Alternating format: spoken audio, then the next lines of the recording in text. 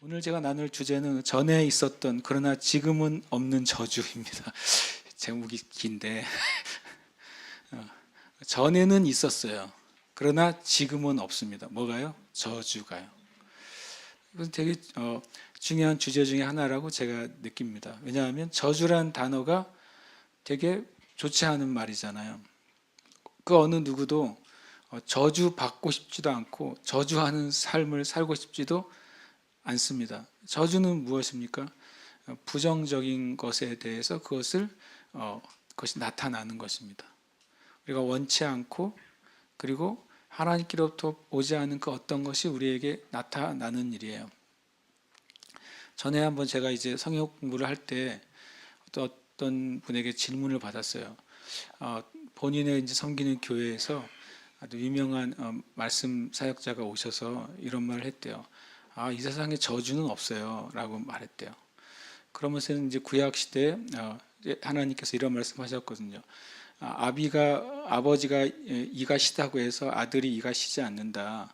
모든 사람은 자기의 죄로 말미암아서 심판을 받는다. 근데 그 말씀을 이제 성경을 예를 들면서 이 세상에 저주는 없어요. 흔히 말하는 뭐 가게에 흐르는 저주, 국가에 흐르는 저주, 그런 것은 존재하지 않는다. 이렇게 설교를 하셨대요. 그래서 제가 뭐 틀린 말은 아니죠. 우리에겐 저주가 없으니까요. 그러나 저주 자체가 존재하지 않는 것은 아닙니다. 라고 하면서 이 구절을 제가 알려드렸어요. 이 구절을 우리가 함께 좀 읽어보도록 하겠습니다. 시작. 그리스도께서 우리를 위하여 저주를 받은 바 되사 율법의 저주에서 우리를 속량하셨으니 기록된 바 나무에 달린 자마다 저주 아래 있는 자라 하였음이라. 이는 그리스도 예수 안에서 아브라함의 복이 이방인에게 미치게 하고 또 우리로 하여금 믿음으로 말미암아 성령의 약속을 받게 하려 함이라. 아멘. 이 말씀이 왜 중요한 말씀이 되냐면 이 말씀 자체가 실은 저주가 아예 존재하지 않는다라고 하는 말에 대해서 반박하는 말이 되고, 그러나 또 제가 나눈 주제처럼 전에는 있었던 저주입니다. 그러나 지금은 없는 저주에 대해서 우리가 어떤 태도를 가져야 되는가, 그 말씀을 나누고자 하는 거죠. 첫 번째 이 말씀에 보면 그리스도께서 우리를 위하여 저주를 받은 바 되셨다라고 말합니다. 저주가 존재하지 않는다라고 말하는 사람은 예수님의 사역을 부정하는 거예요. 저주라는 게 존재하지 않는다면 예수님이 도대체 하신 일은 뭐예요? 그리스도께서 우리를 위하여 저주를 받으셨다고 하는데 예수님이 없는 저주를 받으신 거예요. 쓸데없는 일을 하신 거잖아요.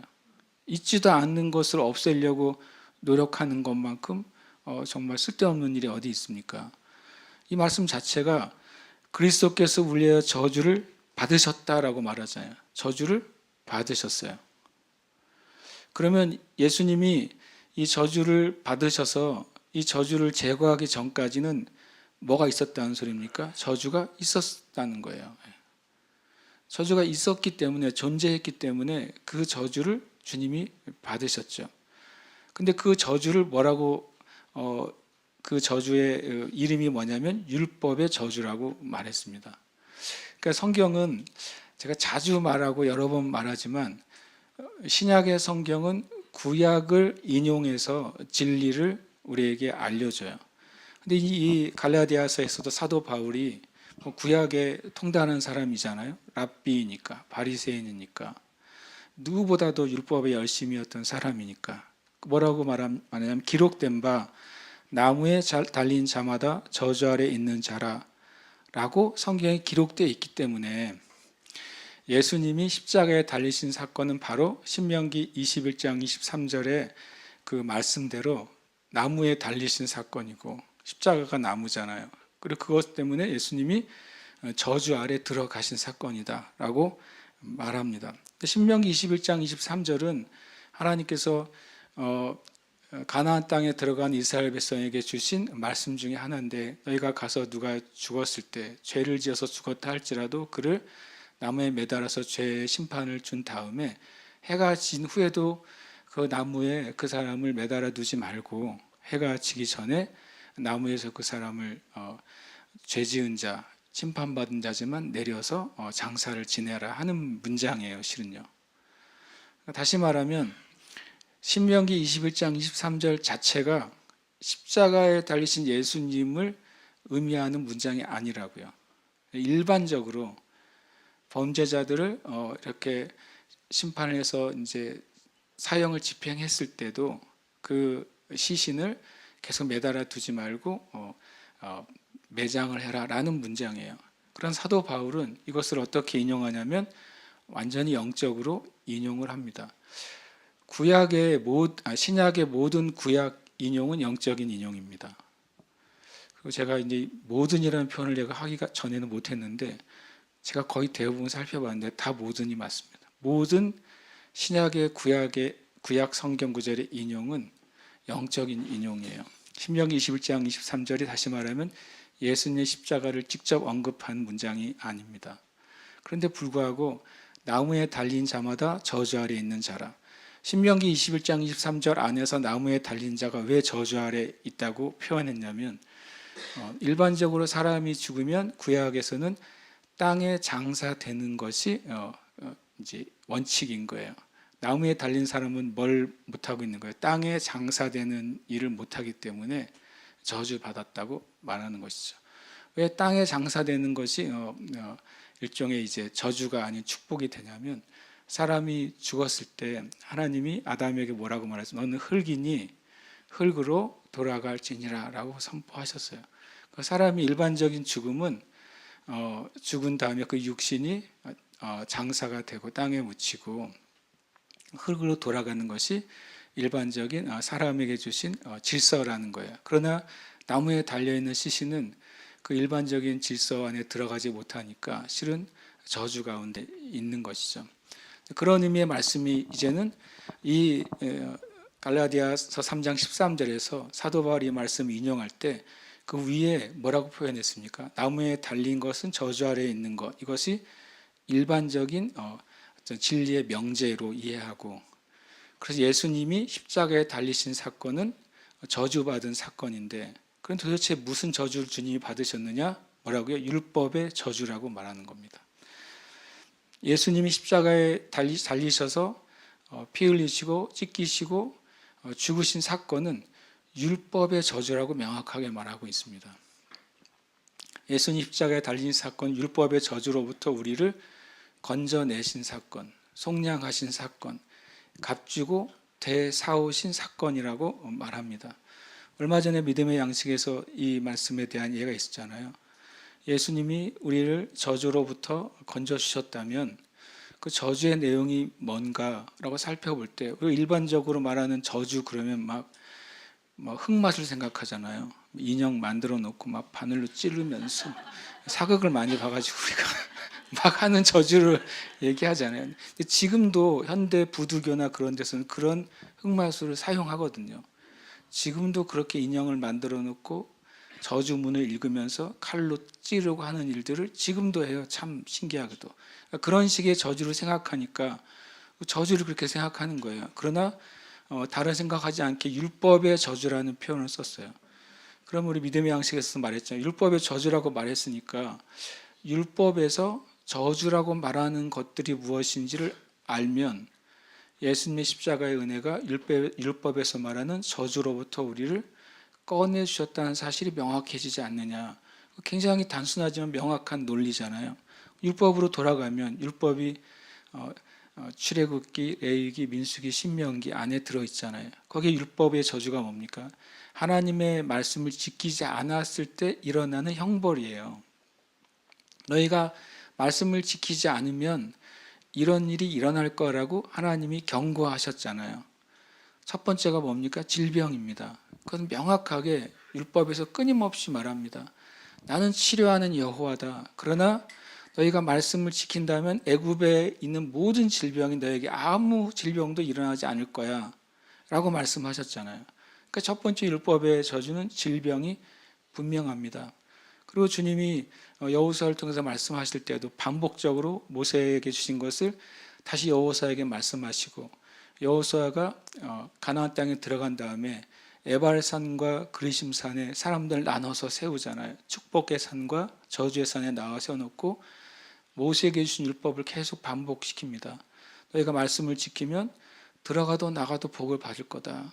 너희가 꼬리가 되지 않고 머리가 될 것이다. 너희의 떡바른 쭈그릇이 복을 받을 것이다. 너희가 건강하게 되고 장수하게 되고 그 땅에서 영원히 살게 될 것이다 라고 이 그리심산에서 축복의 말씀을 선포합니다. 에발산에 서 있는 사람들에게 뭐라고 말하면 너희가 주님의 말씀을 떠나면 율법을 어기면 너희들에게 질병이 찾아올 것이고 전쟁에서 패하게 될 것이고 너희가 가난하게 될 것이고 그 땅에서 종처럼 살게 될 것이다. 이게 율법의 저주예요. 율법 자체가 저주를 하는 게 아니라 하나님의 명령을 지켰을 때 받는 축복의 반대편에서 하나님의 말씀 어겼을 때 일어나는 일이 저주인 것이죠. 그렇게 보면 그럼 하나님도 질병을 주시네요. 딱지 그 말을 받아서 제가 그동안 계속 했던 말이 뭡니까? 질병은 하나님께로부터 오는 게 아니에요. 얘기했잖아요. 당장 제가 오늘 하나님이 말씀을 지키면 건강하게 하지만 말씀을 안 지키면 질병을 준다고 말씀하셨잖아요. 맞습니다. 그게 율법의 저주니까요. 율법의 저주가 맞아요. 이 갈라디아 3장 13절을 만약에 기준으로 쫙 선을 긋는다면 예수님께서 십자가에 못 박혀서 저주를 제거하기 전까지는 다시 말하면 질병과 가난과 전쟁과 기한은 율법의 저주였어요. 그런데 우리가 흔히 말할 때 죄송합니다. 내가 어떤 걸 명칭을 조심스럽게 쓰는데 11월 달에 하는 땡땡땡 기도회가 있잖아요. 저 그 대회를 정말 축복하거든요. 그런데 거기에 나오는 메시지 중에 이런 메시지가 있어요. 하나님이 저를 깨닫게 하시려고 암을 주셨어요. 하나님이 저를 돌이키게 하시려고 교통사고가 났어요. 하나님이 저를 주님의 일에 사용하시려고 사업이 부도가 났어요. 그러나 이제는 제가 그 질병을 통해 사고를 통해 부도를 통해 하나님께 돌아왔고 하나님을 만나게 됐어요. 이 메시지는 아니라는 거예요. 이해되십니까? 그러니까 구약의 이 율법의 저주는 다 뭐였어요? 심판이었다고요. 구약의 이 율법의 저주는 깨닫게 하시고 돌이키게 하시고 은혜를 베푸시려고 하는 게 아니라 다 심판으로서의 질병, 심판으로서의 가난, 심판으로서의 적에게 쫓기고 일어나는 기근이었지, 지금 현대 그리스도인이 잘못 알고 있는 하나님이 나에게 은혜를 주시기 위한 질병, 하나님의 영광을 드러내시기 위한 사고, 이것이 아니라는 거예요. 이게 두 가지가 약간 섞여 있는 것입니다. 그래서 저와 여러분 이 사실을 기억해야 돼요. 제가 말할 때 지금 이 땅에는 이 땅의 질병을 하나님이 주시는 것이 아닙니다. 이 말이 왜 진리냐면 더 이상 하나님이 예수 그리스도를 통해서 저주를 가져가셨기 때문에 믿는 자들에게는 그런 방식으로 율법의 저주를 행하시지 않으신다는 거예요. 이것이 이제 헷갈리니까 우리가 예수를 믿으면서도 나에게 일어난 이 문제가 하나님이 주신 것일지도 몰라. 만약에 우리에게 일어난 하나님께서 축복이라고 하지 않는 일들이 일어나고 있는데 그것이 하나님의 뜻일지도 모른다면 저 여러분은 그것을 바꿔달라고 기도하면 안 되는 거잖아요.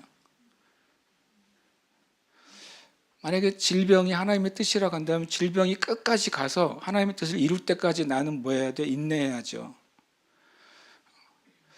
이 내 삶의 문제가 하나님의 뜻일지도 모른다고 한다면 그 문제가 끝까지 가서 문제 끝까지 결론이 나야 하나님의 뜻을 내가 아는 거잖아요. 그렇지 않는 것입니다. 만약에 우리의 이 신약의 시대에 우리의 죄 때문에 하나님의 질병을 가져다 주시는 것이 사실이라면 그러면 어떤 이게 등식이 성립이 돼야 되냐면 회개하면 뭐가 사라져야 됩니까? 질병이 사라져야 돼요.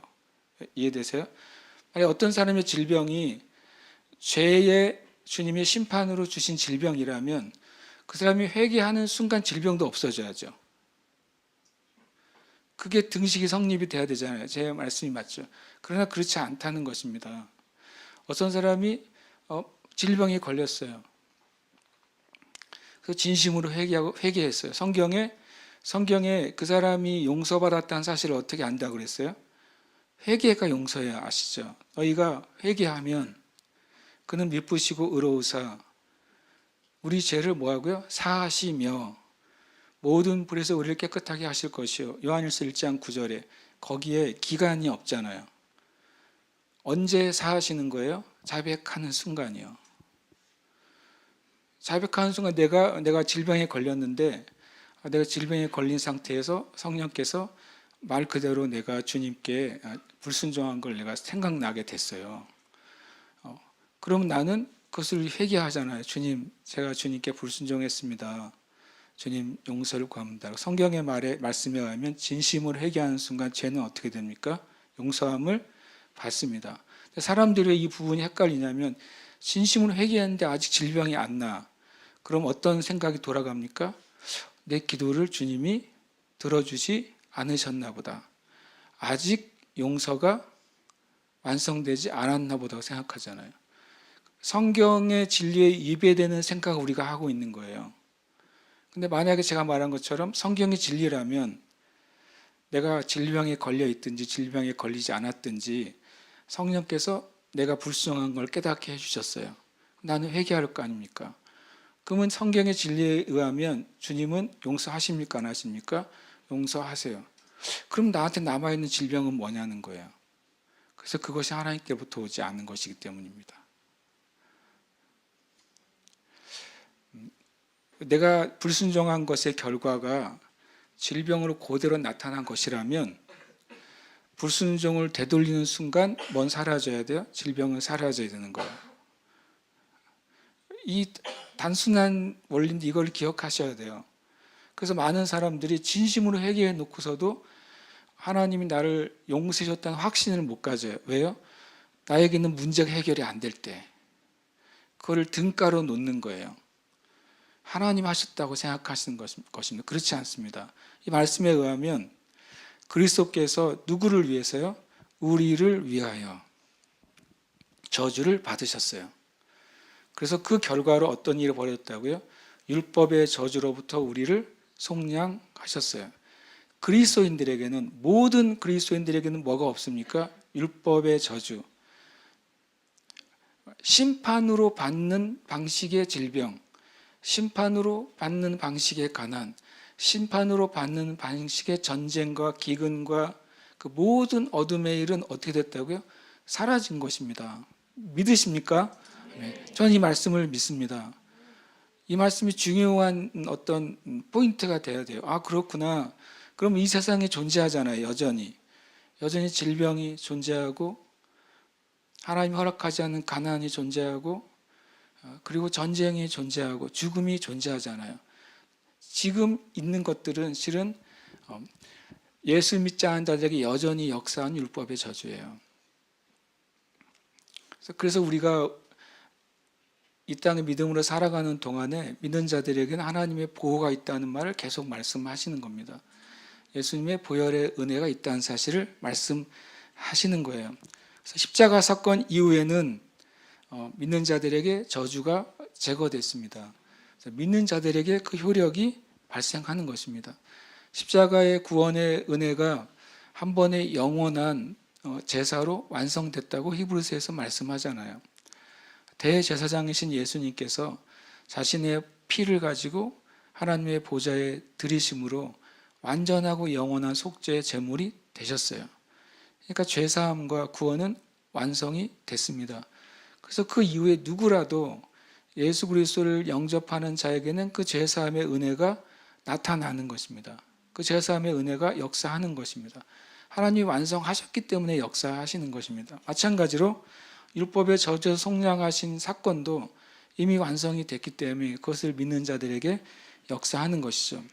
이것은 왜 중요하냐면 그 다음 구절 때문에 중요합니다. 다시 말하면 예수님께서 행하신 일이 구약의 모든 율법의 저주, 죄의 심판으로부터 왔던 저주로부터 우리 해방하셨어요. 그게 이제 단순히 해방하고 끝난 게 아니라 그 결과가 실은 14절입니다. 왜냐하면 이는이라고 말하잖아요. 이는이 무엇입니까? 13절이죠. 예수님께서 십자가에 못 박히셔서 율법의 저주로부터 해방하신 이유는 이유예요. 이유. 왜냐하면 예수님께서 우리를 율법의 저주로부터 해방하신 목적이 뭐냐는 것입니다. 십자가에서 죽으신 사건은 해방하신 것이고 그 안에 들어있는 자들에게 무엇인가를 주시기 위한 것이 바로 십자가 사건이라고 말씀하는 거예요. 이는 두 가지예요. 두 가지. 하고 하려 함이라.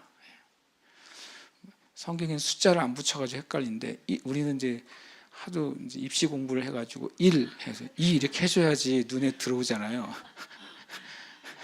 그래야 이제 그게 두 가지구나 이렇게 말하는 거죠. 근데 문장으로 나오면 이게 이제 헷갈리기 시작하잖아요. 그리고 제가 선생님처럼 적어놨어요. 이는 땡땡땡 하고 땡땡땡 하려 함이라. 그러니까 율법의 저주에서 속량하신 것의 효과가 몇 가지라고요? 두 가지라는 거예요. 그렇죠? 두 가지 효과가 우리에게 오게 되었다라고 말합니다. 두 가지 효과가 무엇입니까? 또 색깔도 바꿔서 제가 첫 번째는 그리스도 예수 안에서 아브라함의 복이 여기 이방인은 누가 속합니까? 내가 속하는 거잖아요. 그렇죠? 예수님 십자가에 죽으셔서 율법의 저주로부터 나를 속량하셨는데 그 첫 번째 효과는 나한테 이방인인 나에게 아브라함의 복이 오도록 하려고 하신 거라고 말합니다. 근데 제가 이것을 이제 묵상을 한 다음에 주석을 봤더니 아쉬웠어요. 아브라함의 복을 뭐라고 설명했냐면 의롭게 되는 은혜, 칭의의 은혜라고 말했습니다. 제가 왜 아쉬웠냐면 맞긴 맞아요. 맞긴 맞는데 덜 맞아요. 그래서 이거는 성경을 보셔야 될 것 같아요. 저 혼자서 뭐 이러쿵저러쿵 말하면 여러분이 봐야지 될 거. 눈으로 봐서 어저께 말한 것처럼 GPT 성도가 되지 마시고 베레아 성도가 되셔가지고 말씀이 그러하신가 찾아보시기 바랍니다. 자, 성경을 펴세요. 가라사 3장 말씀이에요.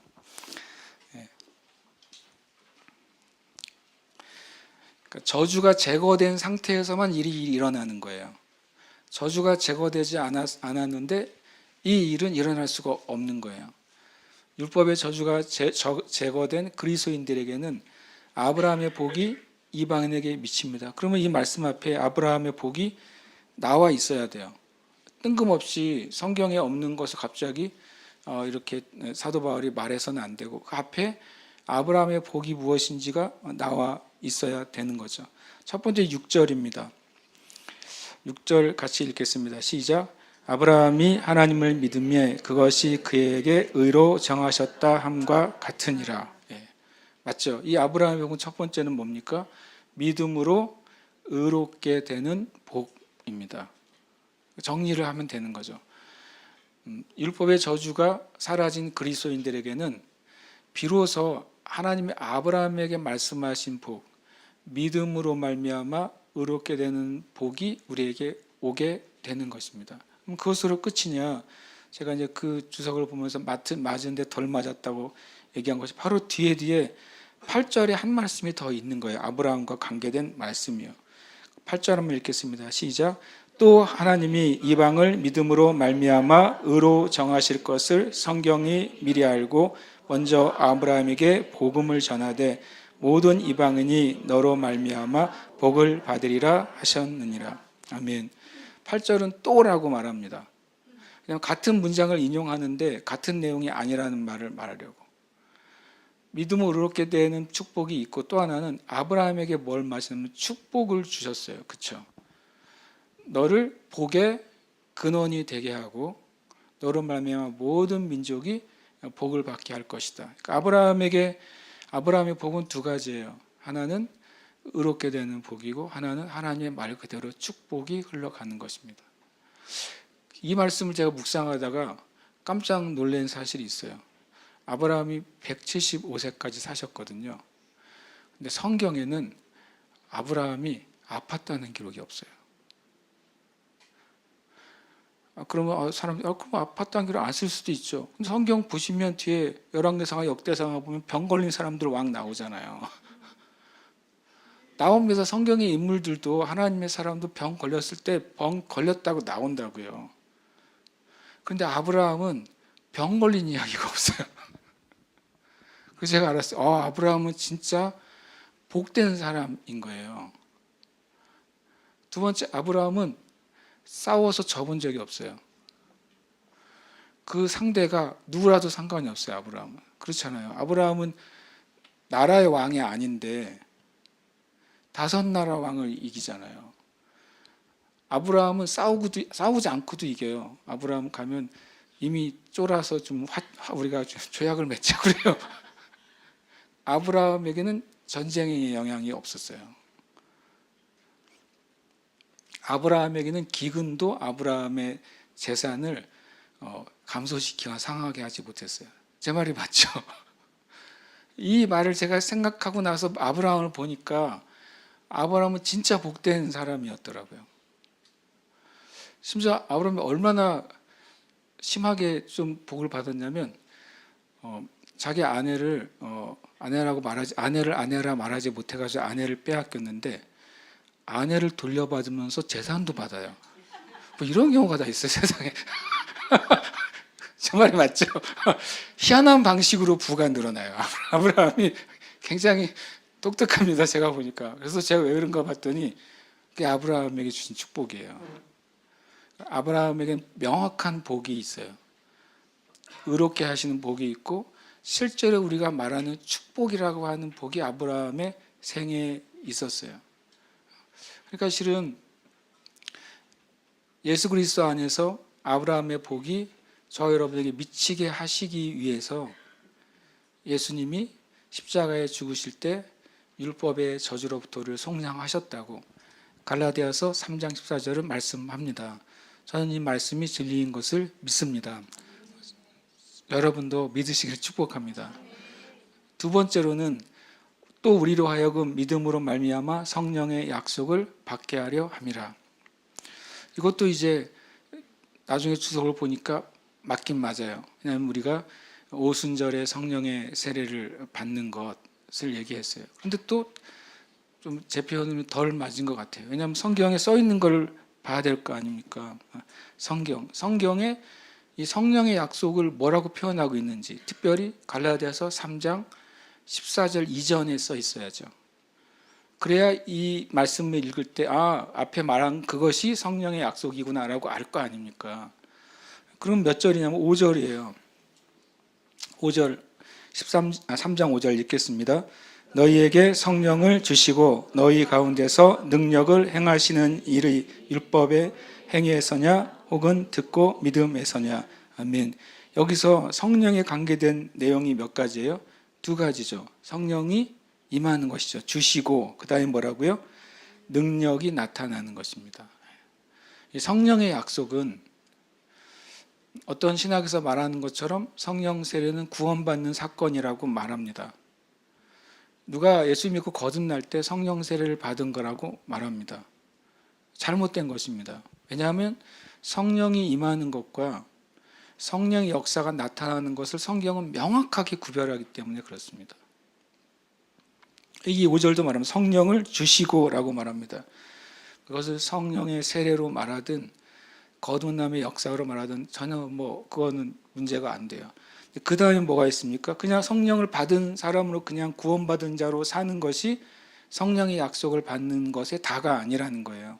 성령의 약속은 어디까지 가야 됩니까? 5절에 의하면 너희 가운데서 뭐라고요? 능력을 행하시는 것까지 가야 됩니다. 이것이 성령의 약속이에요. 이 땅의 교회와 그리스도인들에게 성령의 세례와 충만함이 임하고 성령의 권능이 나타나려면 뭐가 전제돼야 된다고요? 율법의 저주로부터 속량되는 것이 전제가 돼야 돼요. 예수님의 십자가의 고난과 피 흘리심과 죽으심과 부활은 그 일을 우리에게 주시기 위한 작업이었던 거예요. 사도 바울은 그것을 명확하게 말합니다. 주님이 저주를 받으셔서 우리는 아브라함에게 주신 의롭게 되는 복과 하나님이 약속하신 축복을 받게 되었다. 예수님께서 십자가에 죽으셔서 우리를 율법의 저주에서 끄집어내심으로 우리가 성령이 임하고 성령의 권능이 나타나는 삶을 살도록 하셨다라고 말씀하는 것입니다. 이 말씀은 우리가 이제 믿음으로 정말 붙잡을 만한 말씀이에요. 약속의 말씀입니다. 저주가 있습니까? 있죠. 지금도 온 세상에 저주가 많지 않습니까? 그러나 예수 그리스도 안에서 믿는 자들에게는 그 율법의 저주, 죄의 심판의 저주는 떠나갔습니다. 우리 주변에 끊임없이 마귀의 일들을 우리에게 드러내려고 합니다. 그러나 우리는 예수 그리스도의 보혈의 은혜 안에서 그것으로부터 빠져나올 수 있게 되었다. 그래서 우리가 믿음으로 선포하고 또 고백해야 될 진리인 줄 믿습니다. 아멘. 함께 이 시간 기도하겠습니다. 여러분이 성경을 펼치셨으면 좋겠어요. 갈라디아서 3장 13장 14절을 펼쳐 놓으세요. 그리고 이제 기도하는 겁니다. 그것을 우리의 말로 선포하세요. 이렇게만 하시는 겁니다. 예수님께서 나를 위해서 저주를 받으셔서 감사합니다. 예수님께서 저를 율법의 저주에서 속량해 주셔서 감사합니다. 그리고 여러분의 생각 가운데 하나님의 축복이 아니라고 생각하는 것들을 고백하세요. 주님, 이러한 문제로부터 저는 속량받았습니다. 이러한 갈등으로부터 저는 속량받았습니다. 이러이러한 어둠의 일로부터 저는 속량받았습니다. 왜냐하면 성경에 예수님이 그렇게 하셨다고 말씀하셨고 저는 그 말씀을 지금 이 시간 믿기 때문입니다. 이렇게 기도하시길 바랍니다. 그러면서 14절로 넘어가셔서 주님, 저는 속량받은 자이므로 그리스도 예수 안에서 아브라함의 축복이 저에게 임함을 믿습니다. 또 역사하는 것을 믿습니다. 저를 의롭게 하신 것을 믿고 그리고 또 저에게 하나님이 약속하신 축복을 주시는 것을 믿습니다. 또 계속해서 기도하십시오. 주님, 저는 예수 그리스도의 보혈의 은혜로 율법의 저주에서 속량받았으므로 저는 성령으로 충만케 됨을 믿습니다. 저를 통해 하나님의 일이 나타남을 믿습니다. 말씀은 그것이 선포가 되고 고백이 되어야 돼요. 히브리서 3장에서 말하잖아요. 예수 그리스도는 우리의 믿는 도리의 주가 되십니다. 믿는 도리의 사도가 되십니다. 그 도리라는 표현이 한글 성경엔 믿는 도리라고 되어 있어요. 그래서 원어에는요, 믿는 고백이라고 되어 있습니다. 그러니까 믿는 도리는 고백하는 거예요. 흔히 말하는 신학에서 교리가 뭡니까? 하나님은 전능하십니다라는 이제 신정론의 교리가 있다. 하나님은 전능하시고 선하시다라고 하는 교리가 있잖아요. 그럼 교리는 왜 생긴 거예요? 우리 보고 고백하라고 생긴 거예요. 그렇죠? 고백하라고 생긴 거죠. 하나님은 전능하시며 그분이 하는 일은 다 선하십니다. 이게 신정론이거든. 그건 왜 좋냐면 그냥 읽으라고가 아니라 고백하라는 거예요. 믿는 모든 교리는 실은 고백할 때 역사가 나타나고 또 고백하도록 우리에게 주신 것입니다. 그러면 이 말씀은 우리에게 뭐가 되어야 됩니까? 믿는 도리가 되어야 돼요. 갈라디아서 3장 13절 14절은 우리가 믿는 도리, 믿고 고백하는 진리가 되어야 됩니다. 실은 교회는 고백의 종교잖아요. 종교란 말을 붙인다면